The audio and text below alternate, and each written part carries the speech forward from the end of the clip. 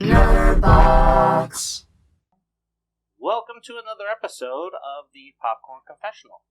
And on this week's episode, we will be reviewing what everybody's kind of talking about this week, which is The Conjuring 3, The Devil Made Me Do It.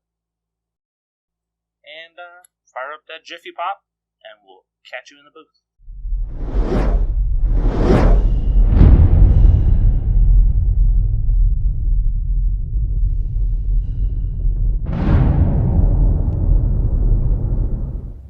So Conjuring 3, The Devil Made Me Do It, the 8th installment in the Conjuring universe, and sees director James Wan succeeded by Michael Chavez, who you may know from The Curse of La Llorona, and features the return of Patrick Wilson and Vera Farmiga as Ed and Lorraine Warren.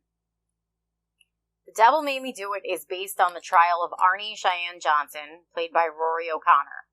The first case in United States history where the defense against murder was demonic possession.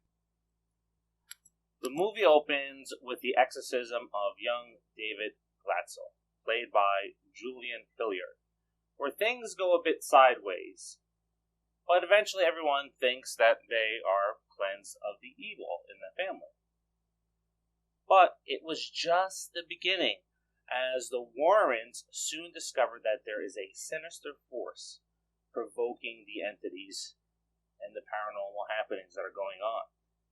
And during their investigation, as they pick up the case to defend Arnie, they discover that it may be linked to another murder case. And they begin their investigation trying to uncover answers and clear Arnie's name. What did you think of this one? So, it wasn't my favorite of the Conjuring movies. I know where everyone is like blowing up the internet with this was their top, this was their favorite. I didn't feel that way. There was a few jump scares that always is enjoyable for me. I do like the jump scares. But I think the movie was a little longer than it needed to be. It kind of just dragged out more than it needed to. I think they could have told the story in a little less time. Maybe I'm wrong. Maybe you think I'm wrong. I'm sure a lot of you do. But that's what I think. Overall, of course, the movie was good. Just not my favorite. Yeah, good points. The movie started off probably with one of the best scenes, and that was it for the entire movie. I'm not talking about the whole exorcism part. I'm talking about the homage to The Exorcist. Yeah. So, we've talked about it in the last couple of shows, really. We've been seeing it a lot more lately. But there's a scene where the priest gets out of the cab and stands in front of the house, and it's the same thing like The Exorcist, which was pretty sweet to see. Mm-hmm. I like that part. For this film here, I think it went Hollywood. Right? Yeah. They had a bunch of money, they threw it out, let's do all these effects. Mm-hmm. And, the case, the real-life case of this only lasted a month, so how much story can you really dive into here? Because the guy was in prison, and they're on an investigation, so you had to just throw all these extra things in to make it interesting. And where I don't dispute any of the things that Ed and Lorraine Warren say. I believe them. I think that they experienced things. But I think they took this one a little over the top. I think in some scenes, I'm not going to spoil the scenes, but you can see where they took it a little over the top and it's not believable. Some people may think it's not believable anyway because it's demonic possession. I mean, that's up to you whether you believe that or not. But there were scenes that I felt like, Like we said at the top, it was brought to you by the director that did that movie. What is it? La Llorona. Yeah, that one. I'm not even going to attempt at butchering that name.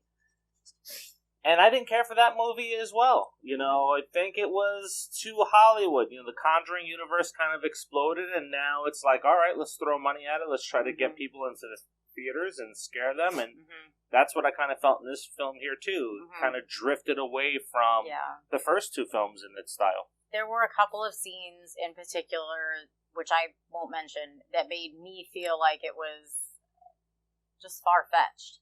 It didn't seem believable, what the things that had happened. So that was definitely Hollywood at its finest. Yeah. And I think where they screwed up, too, in the continuity is the Warrens' daughter has been in every single movie that they've been in. And I was really confused in this movie where they introduced, the little kid's sister, because she was in scenes that she didn't quite fit in. And it's like, wait a minute, is that their daughter? No, it's not their daughter. That's that kid's sister. Mm-hmm. And it just, like, why are you in these scenes? The very first scene that they introduced her in, I thought that was Ed and Lorraine's daughter. Maybe I should go back and watch. Maybe it was, but I don't think so. It wasn't. So, we kind of lost the character in this series here, and if they're going to do another one like this, I don't know if I would really see it in the theaters, unless there's nothing to watch. But, and my kids like it, so, right, there's really no choice. From what they saw, they watched it with their hands over their eyes. Anyway, it is what it is. What's your rating on it? I really hate to do this because I love the Conjuring franchise, but unfortunately I think that David Chavez killed the movie, and I'm going to give it a C-. C-. Yeah, I'm not too big on this one here. If you have an option to go see a horror movie in the theaters right now, go see A Quiet Place Part 2. If you've seen it already, go see it again. And I'm going to give it a C. Closing thoughts? Watch it on HBO Max. Yeah, stream it. And until the next one, all we have to do is say, if you disagree with us, let us know what you think by answering those in the comments. We'd like to hear your thoughts on it. Maybe you like the movie and there's stuff that we've seen that we need to go back and check out, which we probably will because our kids did like the movie and they didn't see half of it, so they got to see the other half without the blankets on. But let us know what your thoughts are. We appreciate you watching these videos. We have some exciting stuff coming up with the Season 1 premiere of 5 Things coming up. So make sure you like, subscribe to the channel, and click that notification bell because there's a lot of great things that are coming up. And until the next, see you later.